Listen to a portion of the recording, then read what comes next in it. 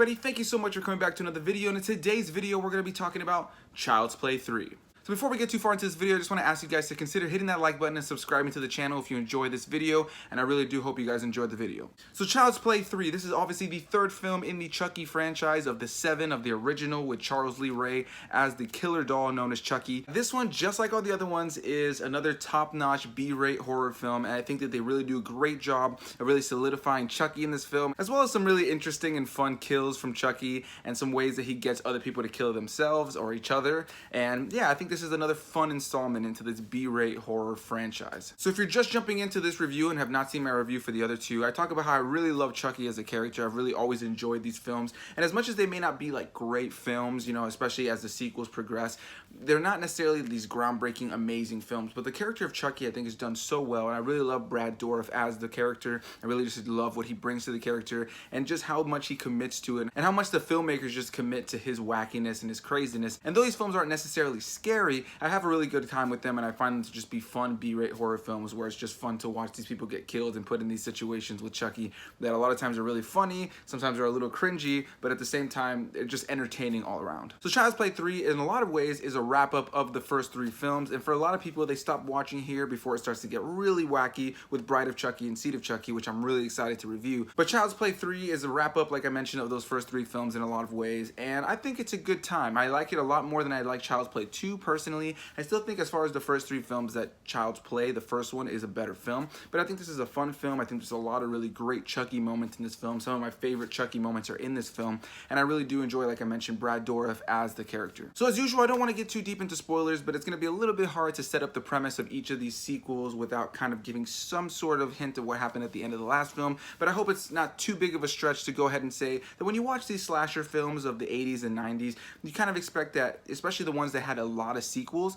that the character dies. You know, the main killer, the icon of horror, they die eventually multiple times, a lot of times, and by the end of each film they're defeated and they come back. You know, that's kind of the shtick. That's kind of the whole vibe of these kinds of films. So I don't think it's too much of a spoiler to say that Chucky died at the end of the first film as well as at the end of the second film. And in this film, he comes back once again. One of my favorite things about this franchise is just the stupid and just completely ridiculous ways that they choose to bring Chucky back into this franchise as far as bringing him back to life. It's just something you have to completely suspend your disbelief for. And I think that that's part of why I love these films, is they do not take themselves seriously. They're a lot of fun, and they know what kind of movies they are, and they just lean into just being these wacky, over-the-top horror films. So at the end of Child's Play 2, which has one of my favorite third acts in the franchise, Chucky ends up getting destroyed pretty badly, and in this case, he's a lot worse than he was in the first film, whereas in the first film, he gets destroyed, but in the second film, they're able to just kind of use that burnt and destroyed body and build a new doll over it, which is how he came back in the second one. But here in the third one, he is pretty much just a pile of gunk and goo and slime.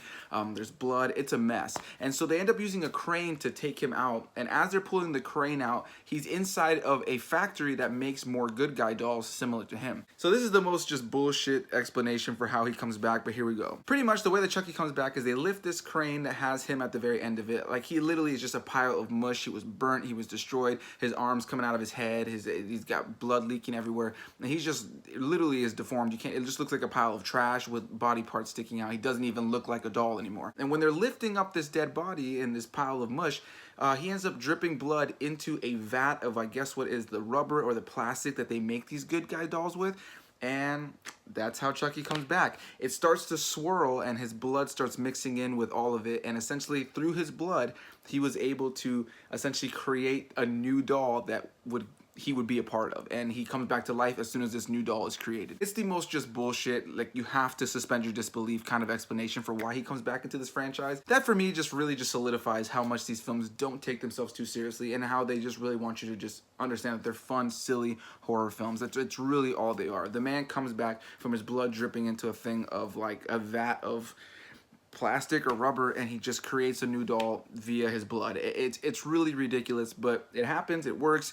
There's this kind of like eerie, creepy intro of this doll being created where it shows like the mold being put on the doll with the new plastic or rubber. as well as his blood in the mix of it. It's pretty grotesque looking, but yeah, it makes for a pretty creepy intro. So in this film, Andy Barclay, who was the kid in the first 2 films that Chucky was trying to get his soul inside of, is now going to a military school. He's about mid-teen years, and yeah, in this film, he is trying to let go of his past. He's trying to let go of this whole Chucky thing that's really held him back and left him paranoid and scarred, and you know, the trauma of the events of the first 2 films have definitely taken a toll on him. But in this film, he's, you know, in a military school now, and he's really just trying to be the best he can and move on with his life. As you can imagine, Chucky ends up going to this military school, and I have to say right out of the gate, I think this is one of my favorite settings for a film that stars Chucky. You know, you have all these kind of people who take themselves very seriously, especially the higher ups who run the military school, and they have this, you know, mentality that like dolls are for girls, dolls are not for boys. And so when you have this doll around, or if somebody's caught with a doll, they're you know, they're almost like looked down on, of like, you know, why do you have this doll? What is this doing here? What are you, like a wuss kind of thing? And anytime that Chucky is attacking somebody and maybe they start fighting back and somebody walks in, whether it's an official or, you know, older person or somebody else just in the school,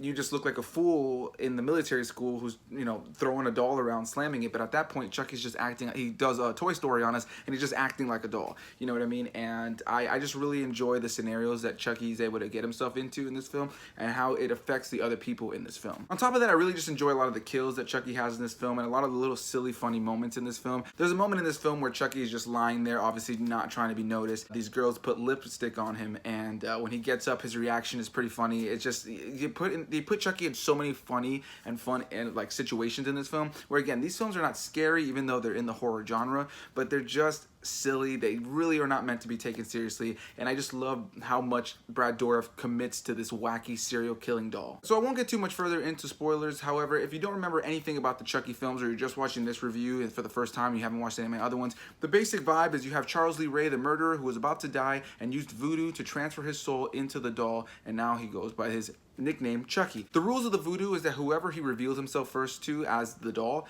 is the person whose body he needs to transfer his soul into in order for him to become human again. If not, he'll start becoming human as the doll, where he can bleed and literally grows organs and all that kind of stuff inside the doll. I know, it's crazy. So in the first 2 films, that was Andy Barclay, who is now a teenager in this film in the military school. But now that Chucky has a brand new body that was created, he essentially gets a restart. And so in this film, he comes across another young boy who he's trying to get his soul inside of, and you have Andy Barclay who's trying to protect that young boy, and he gets into the mix, and he's able to use his experience with Chucky to really help get this kid out of the situation. And yeah, guys, I won't talk any much more about the story because there really isn't too much more to say. That's a general gist. I'm sure you can see where that would go with a slasher film about Chucky. If you have not seen this film, I do highly recommend it. Now, as I've said for each and one of these reviews, these films are not for everybody.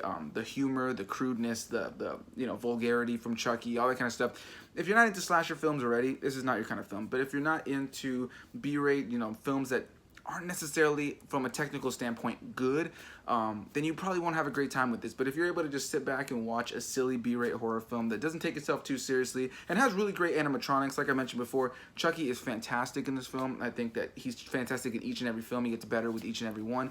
As far as the different special effects that they're able to use to make him come to life, you know, whether it's an animatronic or, you know, a small person that's inside of a suit, and just different camera angles, they've done a lot of really interesting things across these films to bring across the effect that Chucky is real, and I think this film does a really great job with that once again. And yeah, like I mentioned, if you were just able to, you know, watch a fun film and just enjoy it for being this silly, over-the-top, crude, just kind of vulgar slasher film, and if you already enjoy slasher films and you just happen to see this one, I do highly recommend it. I think it's a lot of fun. I think it's super silly, and I think it has some really great Chucky kills, entertaining moments, some one-liners, as well as some just really clever stuff that Chucky does near the end of the film where he gets some people to end up killing each other. It's really interesting, and I think that Chucky just makes for a just really sinister and weird and wacky character, and yeah, he's easily one of the most unique characters in the slasher genre. So yeah, guys, that's gonna be my review of Child's Play 3. Is it a great film? No. But is it fun and is it entertaining as a B-rate horror film? Yes. Do I recommend it for everybody? No. But, you know, I would say watch this review, and based on what you know, feel or what you kind of got from what I was saying, you can probably watch the trailer and, you know, figure out if it's a movie for you. I do recommend the Child's Play films, the Chucky films. They're not for everybody, like I mentioned. They're not great films. They're films to laugh at, laugh with, enjoy, and just kind of enjoy the silly over-the-topness of them. And I think this film just is right in line with the rest of them. And in a lot of ways as well, just a really good like cap on top of the first 3 films. And it's also the final film in the original 7 Chucky films that it was titled Child's Play. After this, we'll be going on to the Of Chucky series, which continues this series, but the first one is Bride of Chucky. I'm really excited to review that one. That one's going to be very interesting to talk about. But yeah, guys, Child's Play 3, I think it's a good time. I think that there's some really, really strong moments there with Chucky in this film, but just expect dumb characters who are going to get themselves killed. And a lot of them you want to see get killed, and a lot of them are just put into really interesting situations where it's one of those movies that you can kind of like have a laugh with whoever you're chilling around with. You can kind of just talk to the TV and just be like, what are these people doing? It's a good time, and I hope you guys enjoyed if you guys do check it out. But if you have seen it, let me know down below what you think about Child's Play 3. What do you think about Chucky as a character overall? And what is your favorite Child's Play or Chucky film? But yeah, guys, make sure you guys hit that like button, comment down below, subscribe for more videos, and I will see all of you guys in the next video. Bye-bye.